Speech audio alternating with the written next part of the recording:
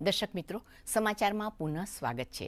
સમાચારમાં આગળ જોઈએ તો ખેડા જિલ્લાના નડિયાદમાં આવેલ ડીડી યુનિવર્સિટી સંચાલિત doctor ND Desai hospital and medical research centre તથા સ્ત્રી રોગ અને પ્રસૂતિ શાસ્ત્ર વિભાગ ખાતે HPV વેક્સિનેશન ડ્રાઈવ 2.0 યોજાઈ હતી. આ કાર્યક્રમમાં 220થી વધુ વ્યક્તિઓને HPV વેક્સિન આપવામાં આવી હતી. આ વેક્સિન લેવાના ફાયદા જણાવતા ડૉક્ટર ચિંતન ઉપાધ્યાયે જણાવ્યું કે આ વખતે પુરુષોએ પણ વેક્સિન લીધી છે એ સૌથી મહત્વનું બન્યું છે.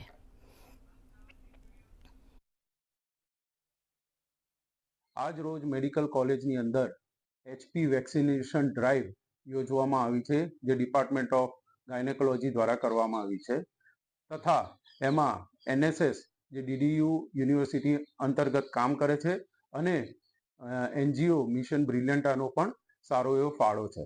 આ ડ્રાઈવ ગત વર્ષ પણ કરવામાં આવી હતી, જેમાં ખાલી DDU યુનિવર્સિટી પૂરતી સીમિત હતી. એનો અમને બહુ જ સરસ પ્રતિસાદ મળ્યો.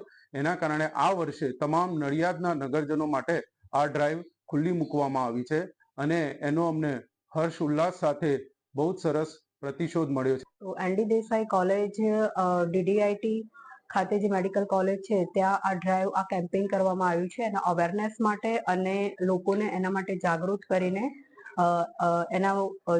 એના બેનિફિટ્સ છે એ સમજાવવા માટે. તો વધારે ને વધારે લોકોને હું અહીંયા રેકમેન્ડ કરીશ કે આ વેક્સિન લે અને પોતાની જાતને સર્વાઇકલ અને જેનાઇટલ કેન્સરથી પોતાને બચાવે. ભાવનગરના